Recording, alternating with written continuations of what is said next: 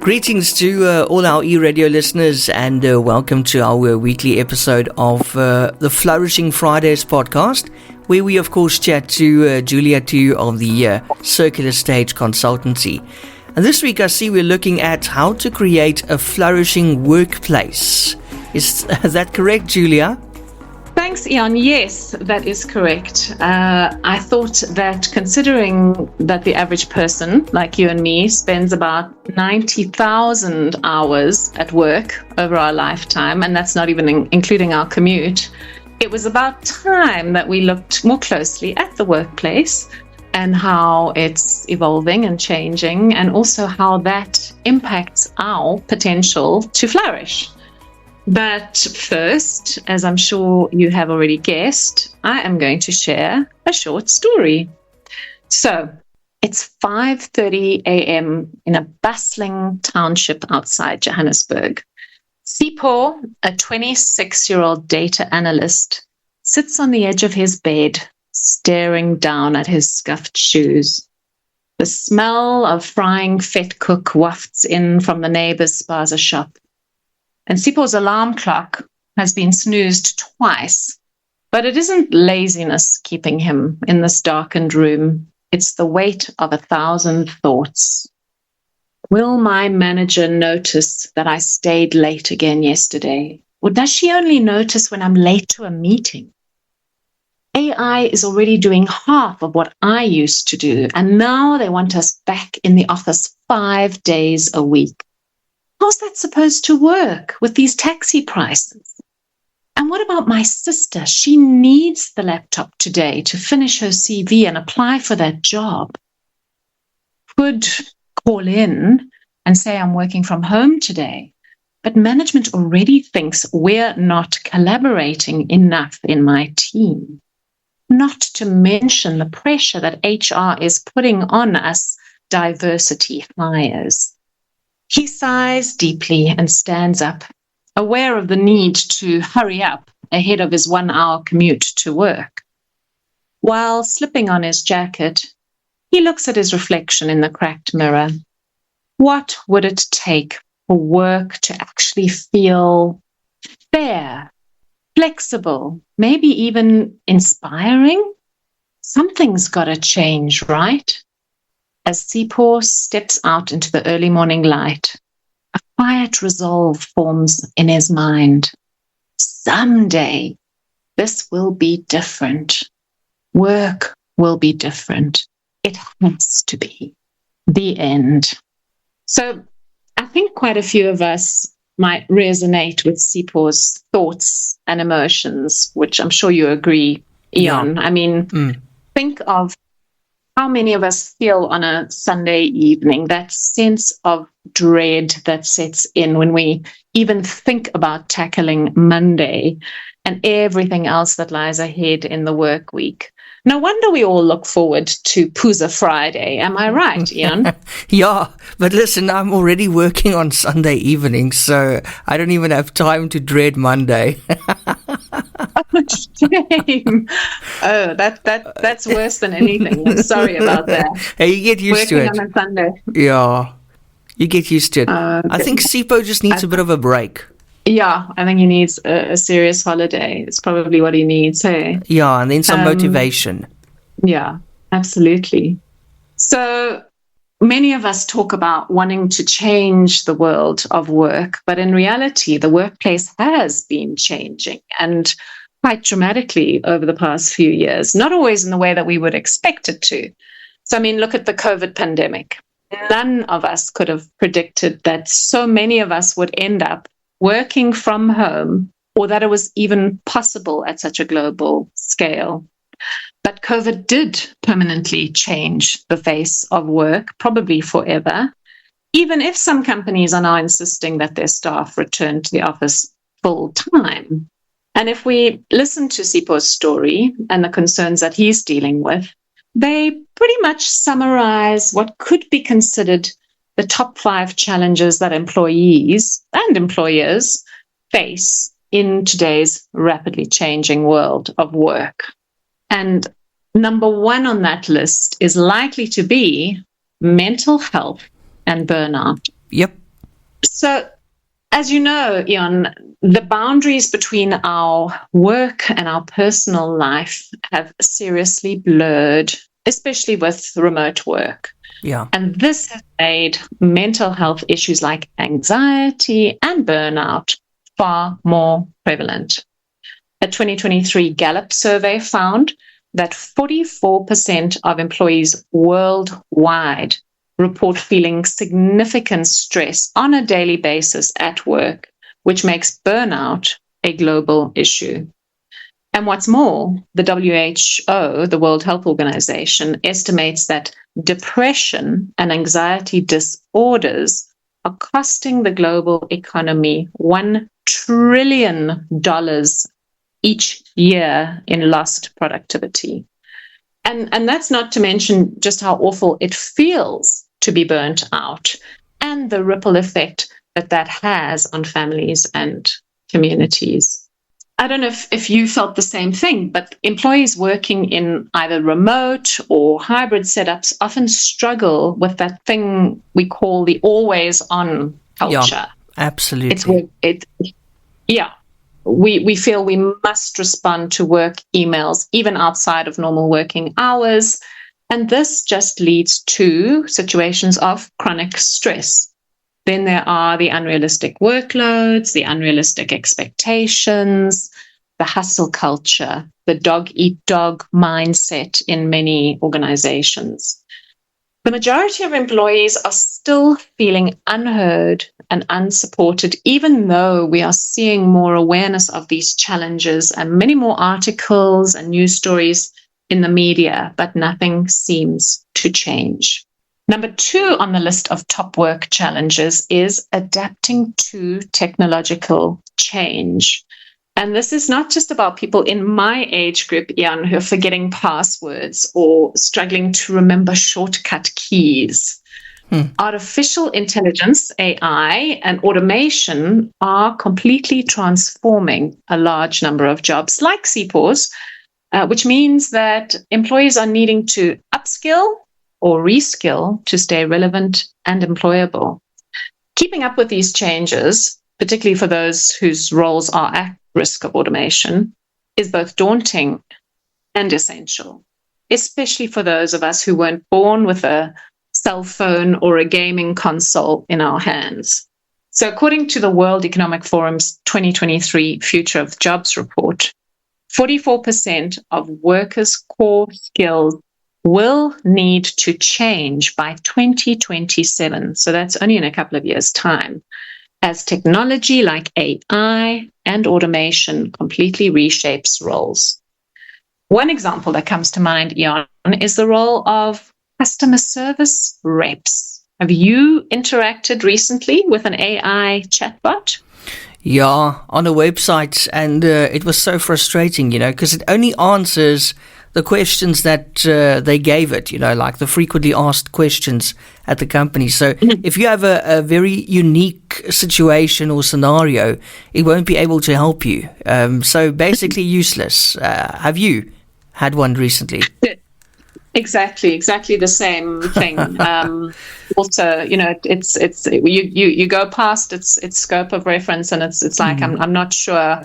I'm unable to answer that question, and hugely frustrating. Yep. And even now, those phone calls that come through, you answer your phone, and there's a pre-recorded message of some awful salesperson trying to sell you something, but it's not a real person; it's just a recording. Drives me mad. Yeah. Again, I guess I'm showing my age, but I guess these are all reasons why people like me need to upskill, and people who are in these roles, these highly automated roles now, and the skills that people are needing are things like problem solving and creativity and emotional intelligence, so that they can stay relevant and stay useful. Things that chatbots don't always have. So that's one to think about. Then third on our list of challenges is lack of flexibility. And I'm not talking about tricky yoga moves here, Ian. I'm talking about the fact that many organizations continue to resist embracing flexible work models. Despite the fact that after COVID, we had huge traction in remote and hybrid work, employees are still struggling with rigid, strict schedules and bosses breathing down their necks. And this kind of model clashes with their need for work-life balance. It clashes with their caregiving responsibilities. It clashes with their commuting challenges. I mean, show me an employee who has never had to take their child to the doctor or their pet to the vet. I know you're a pet owner, Ian. Yeah. Show me a South African who's never been late for work because the robots were out at every single intersection on the way to the office. We need flexibility. And that's showing in the statistics. I mean, according to a LinkedIn survey from 2023, from last year, around 64% of professionals would consider quitting their job for another one that offers more flexible work options. Listen to that, employers.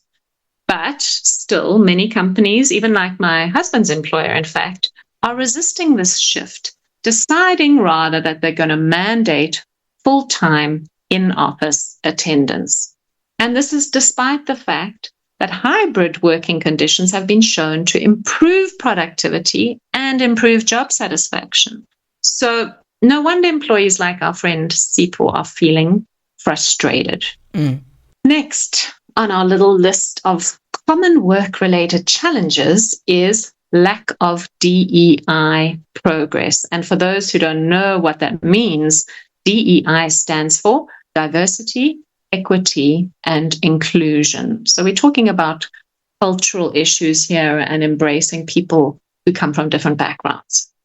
And I know DEI has become a bit of a buzzword, and I know that in South Africa, we're probably more focused on things like BBBEE initiatives than necessarily DEI. But regardless of what you call it, many employees like Sipho are still encountering systemic bias, lack of opportunities for promotion, and inequities in pay and in the way that they're treated in the workplace. More often than not, the promised initiatives just aren't translating into tangible and lasting change. McKinsey did a Women in the Workplace report last year, and this revealed that only 20% of women of color believe that their company's DEI efforts are actually having a meaningful impact, which just shows the disconnect between intentions and outcomes. And don't even get me started on the common discrepancy between men's and women's salaries. Still, to this day, companies just simply don't seem to be walking the talk or putting their money where their mouth is, and that is leading to employee disengagement at record levels and workplace trends like quiet quitting. Have you heard of quiet quitting, Ian? I can't say I have, Julia. What on earth is quiet quitting? It's quiet quitting. Well, it's been around for a while now, but quiet quitting refers to doing the absolute minimum requirements of one's job and putting in no additional time, effort, or enthusiasm than is absolutely necessary to stop you from getting fired, I suppose. I didn't know that had a name. Okay, I know exactly what you're talking about now. Yeah, exactly. It came to be this term after a guy called Hunter Haimi appeared on Dr. Phil's US talk show in 2022. And Hunter told the audience, I believe quiet quitting is a protest for workers' rights. I don't find that work is the most important thing in my life, nor do I think it should be the most important thing in anyone's life. So not long after this US talk show, a TikTok guy named Zaid Khan posted a video of himself explaining the term quiet quitting. And that is when the term went viral. It became a hashtag and received nearly 900 million views. So I guess we can conclude that quiet quitting is something that young people in particular, I mean, this kind of demographic, feel quite strongly about. So there you have it, quiet quitting. And while on the topic of leaving one's job, or I guess maybe being ejected from one's job, the fifth challenge that crops up in the workplace today is job security, especially in an uncertain economy. Economic instability, together with rapid industry changes and disruptions, has heightened the fears we have of retrenchments, redundancies, and job losses. Employees face constant pressure to prove their worth and to juggle the need for financial stability with the demand for ongoing innovation and adaptability that employers have. PwC did a survey in 2023 of global workers and found that 31% fear losing their jobs within the next 12 months, within the next year, because of economic uncertainty and technological disruptions. And the ones who are hardest hit in the survey are workers in industries like retail and manufacturing, because this is where the adoption of automation seems to be growing the fastest. And in the face of possible job displacement, it's these workers who are having to adapt, to reskill, or to seek out new careers entirely, which is what's happening. A lot of people in the 50 to 60-year-old brackets are having to start out learning new skills and taking on whole new jobs, which is quite a challenge when you get to this kind of age. It's pretty hectic, don't you think, Ian? Have you come across any of these challenges, or if not, in your industry, amongst your peers, perhaps, or your family? Definitely in the radio industry at the moment, Julia. Just a month or two ago, there was actually a radio station in Cape Town that it's an AM radio station, and it actually retrenched all its staff. I think 10 or 12 people. It was like a small family, you know, and they're all replaced now by automation. No way. Yeah. Seriously? Yep. What, like DJs, like automated DJs? Exactly. Or how do you do it on radio? Yeah, it's it's also automation, but I think obviously more music than anything else. But I mean, that's how the people were used to, all the people on the station and the personalities, you know. And now they're sorry, we're just going to be a playlist now. So all these people have to go and find jobs again. Oh, that's pretty sad. Yeah. That's really sad. And now we won't even know if the voice we're listening to is real on the or radio not. is AI or not. I'm real, I promise. Ian, are you real? Are you real? Cannot compute. Cannot compute. Is it the bicycle in the square? Click on the square that has the bicycle. I am human. Oh, thank God for that. Well, I mean, the good news, Ian, is that we can do something about the situation going on in the workplace for many of us. Yes, Sipho, we can do something about it. I'm going to give just a few suggestions, or, you know, maybe it's not always a few suggestions, on how we can impact, whether it's working with a coach or a flourishing consultant, or even working on your own. You can tackle these challenges because there are effective and actionable interventions for both employers and employees. And the good news is that you can start any of them today in most cases. So if we look at things like mental health and burnout, one of the common activities for employers is that they're implementing workplace wellness programs, which sometimes have mixed results. But in many cases, they focus on things like mindfulness, mental health support, stress management. They might offer their employees a yoga class once a week, or healthy meals in the canteen. As I say, you know, if they follow up with this and make sure that they're being properly used, then they can be effective.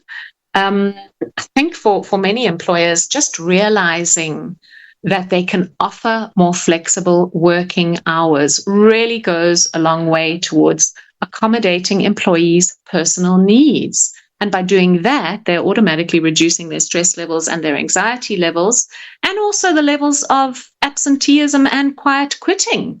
So it's a win-win, really. Training, companies can also invest in training their leaders and training their staff in skills that some would call soft skills, but things like emotional intelligence and empathy, so that more of the people in the office can actually recognize the signs of burnout and can proactively prevent future burnout. And in so doing, you're creating more genuinely supportive and productive environments. So again, win-win. I'm actually, funnily enough, running a series of emotional intelligence courses next year.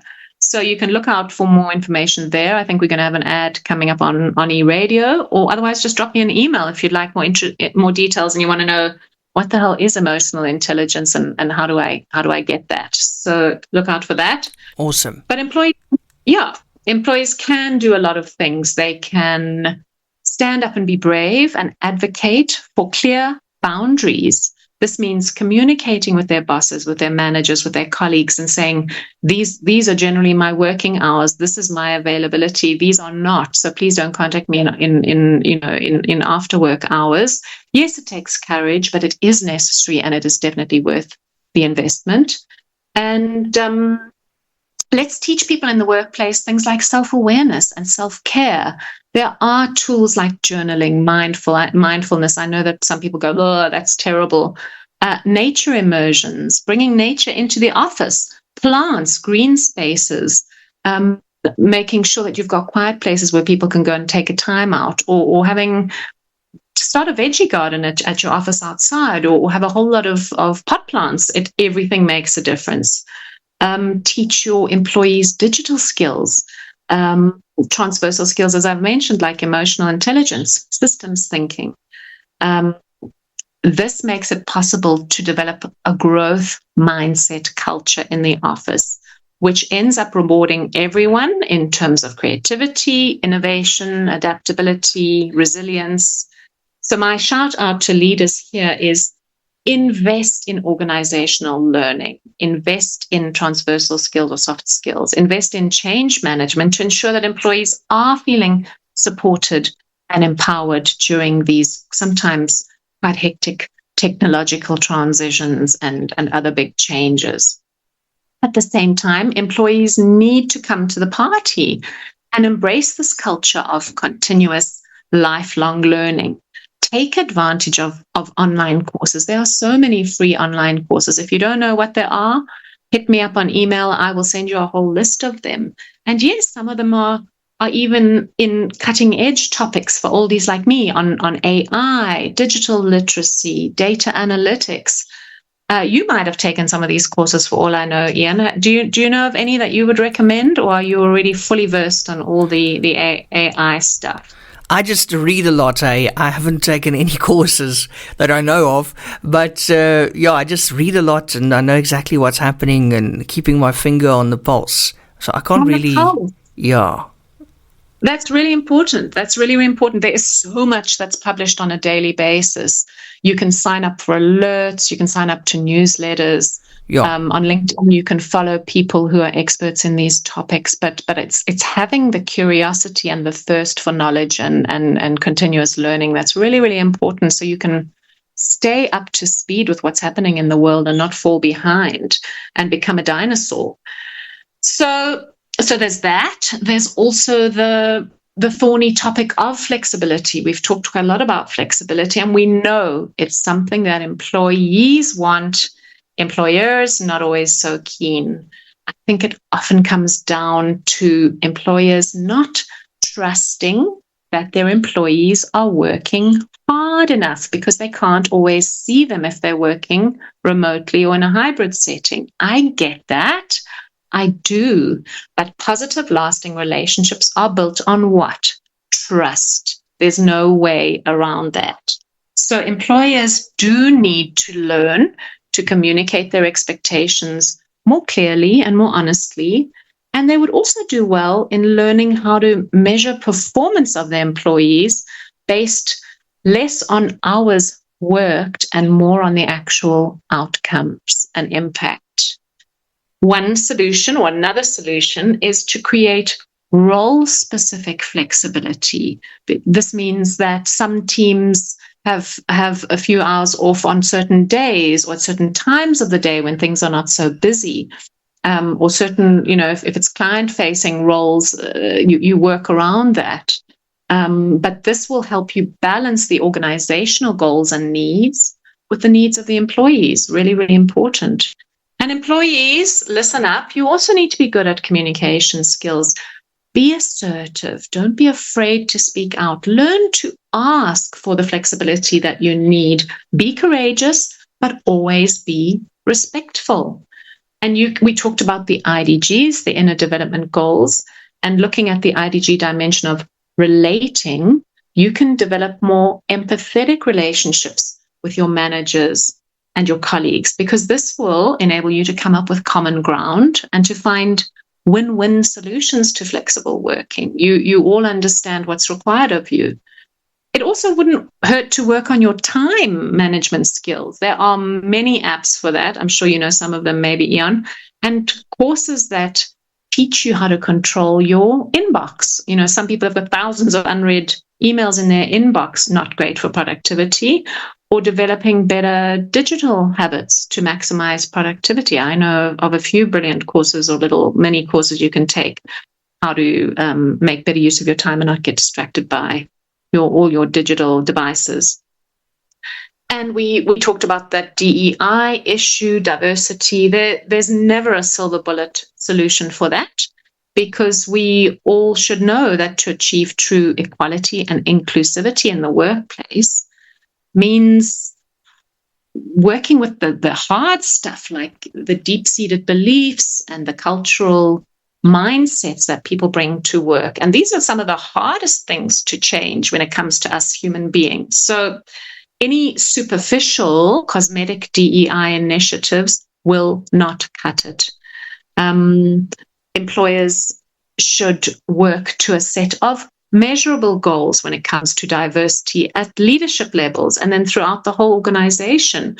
Bring in the DEI experts, help them conduct training in dealing with our unconscious biases, set up mentorship programs for groups who are underrepresented at work. Communication, as I always say, is essential. So make sure you're using inclusive language across all platforms and engagements. Consider what languages are we using, and are we excluding any people by the choice of languages we use as our permanent business language. And consider the types of environments that you create in the workplace. Do these environments make employees feel that they are welcome, that they are seen, heard, respected, and that they truly belong there? Think about that when you are creating your workplace environments. And then lastly, it's not nice to live in fear of losing our jobs, losing our financial security, losing our social standing potentially, especially in a world that just seems to be getting more and more unpredictable and even inhospitable every single day. I mean, look at what's happened in the last few weeks in the world and just continues to happen, whether it's fascism coming up through the political ranks or the climate change crises that are happening and offices are being flooded or burnt or washed away. There's some serious stuff going on. First of all, I think it helps to realize that regardless of whether you are the boss at work or you are the security guard, we are all human beings that share the same basic human needs, the same desires, emotions, and frustrations at a basic level. Yes, the CEO does suffer from self-doubt and depression sometimes. And sometimes he or she wants to climb under the duvet and hide from the world. Yes, the security guard does aspire to feeling worthy, appreciated, and in control of his own life. And he or she has children who look up to him or her as a breadwinner and a role model. We are all more alike than we care to admit most of the time. I know a quote, I don't know who said it because it's hard to find the source on this one, but it goes, "Be kind, for everyone you meet is fighting a battle you know nothing about." Yeah. And I think if we go into the workplace, Ian, being kind and being humble we will remember that everybody comes from a different background and brings a different perspective to the workplace, which is just as valid and just as important as our own. And then learning to step back, to not get caught up in all the minutiae that are happening and all the politics and all the gossip, and then seeing the bigger picture within the workplace and helping us realize that we are all part of this very same complex and dynamic and constantly changing ecosystem. Work is an ecosystem, like in nature. And if we work together cohesively to help keep this ecosystem flourishing, instead of simply focusing on just our own survival, we will then create a flourishing environment in which we are all more likely to keep our jobs because the company itself is able to flourish. And it's especially when times are tough that we do need to stick together. We do need to keep communicating openly and transparently about the challenges that we are facing. It's not that they're not there. They are very much there, and we can't ignore them. We can't stick our heads in the sand.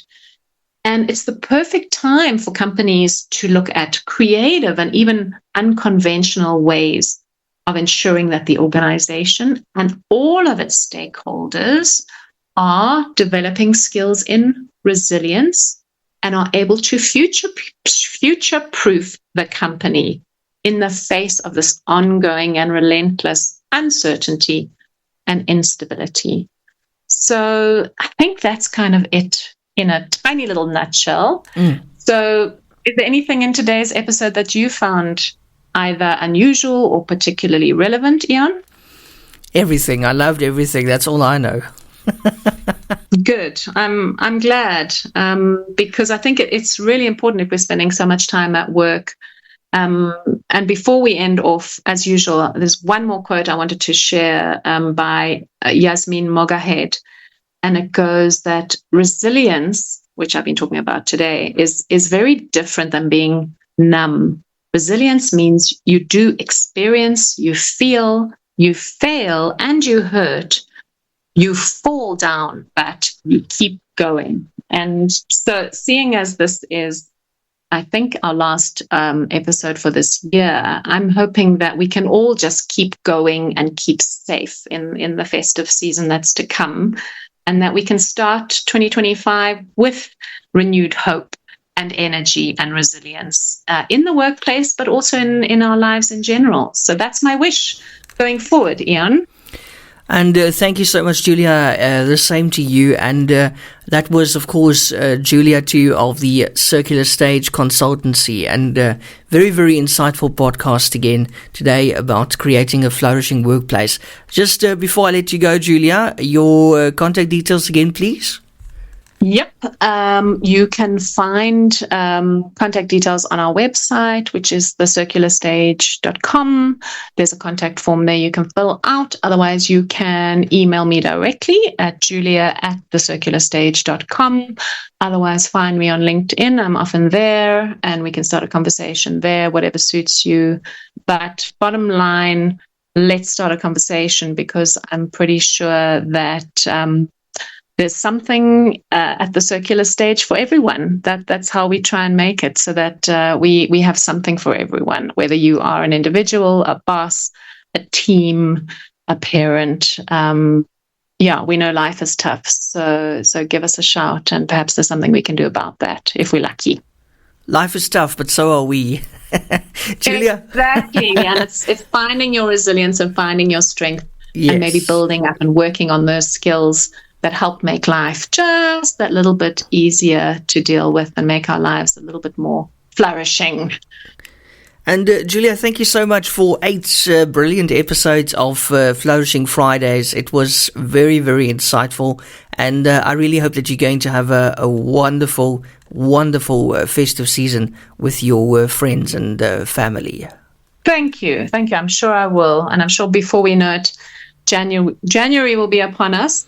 So we'll appreciate every minute we have during these holidays. And I hope you get to take some time off. I know that radio personalities and presenters don't get a lot of time off, but I hope that you do get time to to rest and recuperate, Ian. The presenters get time off. The management, that's another story. So much. Oh, dang. Well, take a note from everything we said today and don't end up with burnout, please. Exact. Oh my word, burnout is my second home nowadays. Let's not even go into it. No, I don't want to hear that, Ian. Sounds like you and I have got a conversation to have here. Yeah, but don't worry, I'm going to take some time off over December. I promise. Good. Yeah. I'm glad to hear it. Yeah. I'm glad to hear it. Yeah. Awesome. No, definitely. The 13th of December is the cutoff date, so then everything goes off. Well, not the station. I mean, my computer and all that stuff. Good. Yeah. Good. Well, bit of a digital detox. A digital detox, exactly that. But I think listeners will still be lucky enough to listen to e-radio over the holidays. And what better time than to have some chill time listening to your favorite tunes. Oh, yeah. And all the summer tunes, baby. All summer tunes. Exactly. Yeah. Julia, thanks so much. Have a great weekend. Thanks so much, Ian. Chat to you soon. Thank you. Bye. Bye.